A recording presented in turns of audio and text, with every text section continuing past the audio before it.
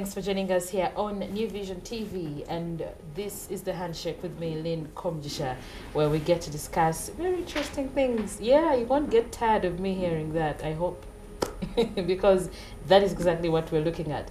The economy, our finances, everything. And thanks to Paul Busharizi, my colleague here, who is here to always help me understand as well as help you understand. Paul, welcome to the show. Thank you. Now, how are we doing? The economy, have we gotten better? Are we getting better? Yeah, we got a scare over the weekend. Nakumat's, I think, three main branches, three branches in Kampala have been shut down. Nakumat, okay. Of course, big supermarket. Of course, part of the reason I think the economy just... But I mean, Nakumat has been ailing for a while. Yes, they have some internal problems. Even in Kenya, they are suffering, I think, just some internal problems. So that was just not being helped by the economy, also not being very, being slow. Yeah. So they've eventually closed down. Yes, I think it's, I think it's safe to say it's permanent. Which is sad. That is sad, pretty sad. I think they had some of the best services when they had started. Talking of businesses, we have we're losing, as a country, we're losing some businessmen currently. Well, may their souls rest in eternal peace. We lost Serana Chizito, we lost Ivan Semwanga, we lost Muchibi of the St. Lawrence schools and stuff. This is quite interesting. I wonder what happens after their once they're dead. I don't know what happens to their businesses. Do you know, I mean, some left very little babies.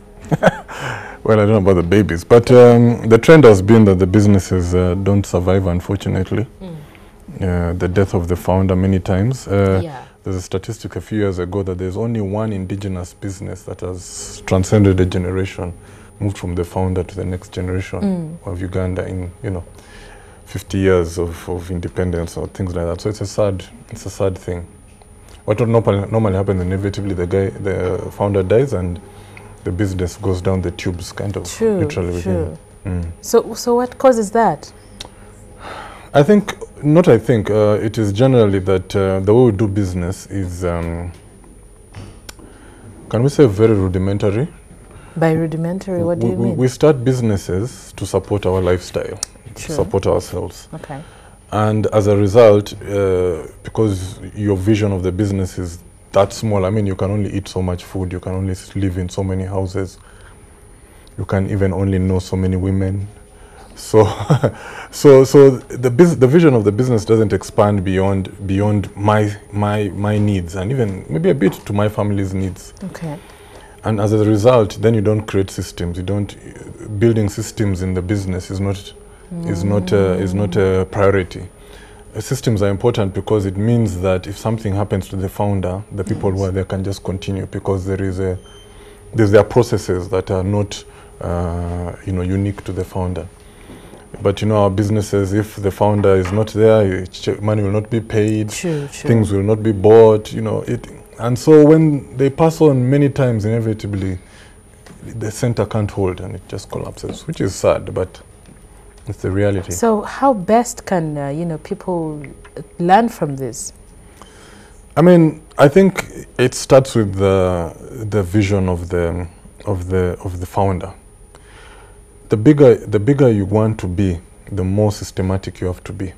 And if you're going to just be small, if your vision can't go like, if you have no ambition, for example, to be a national company, like a company which has, let's say, for example, branches all over the country, because there are very few, even in Uganda, local businesses where you can find offices in Masaka, Jinja, Barara, Gulu, Mbale. So if you start with a vision that I need to grow this thing to be, let's say, a national company, and then you realize you have limitations, because you can't be all over the place. Even if you can drive very fast in a day, you can't be in Mbale, Barara, Arua, Gulu.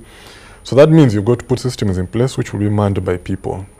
And once you get beyond that, if anything happens to the founder, it has a better chance of surviving than than the way our businessmen do business today. So you think then they don't really pay attention to putting systems in place to, because I think most of the times they put up these businesses for survival. Yes. I mean, within that time they want to survive.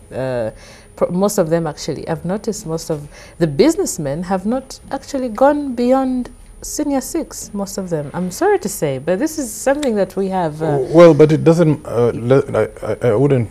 It doesn't matter. Exactly. It shouldn't matter. Exactly. Because even these businessmen who you say have not gone beyond Essex, they've built multi-billion enterprises while they were alive. They run multi-billion enterprises. It is not. I don't think. I don't believe it's a function of their schooling that they can't put systems in place. We have PhD guys who can't even set. These guys can run a business and expand it. We have PhD guys who can't even start a business, who can't even make it run for a week. True. So it's not. It's just a function of understanding that, look, this is beyond me. It is bigger than me and bigger than it can be bigger than my needs. I think our businessmen have also kind of been lucky, some of these older businessmen, to have started business when there was no real competition, so they grew.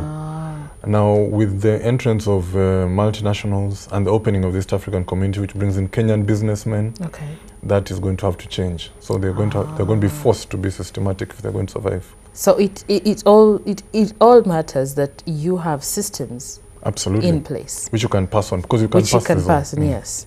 Wow, there you have it. Put systems in place. Start up your business. It doesn't matter whether you went to school or not.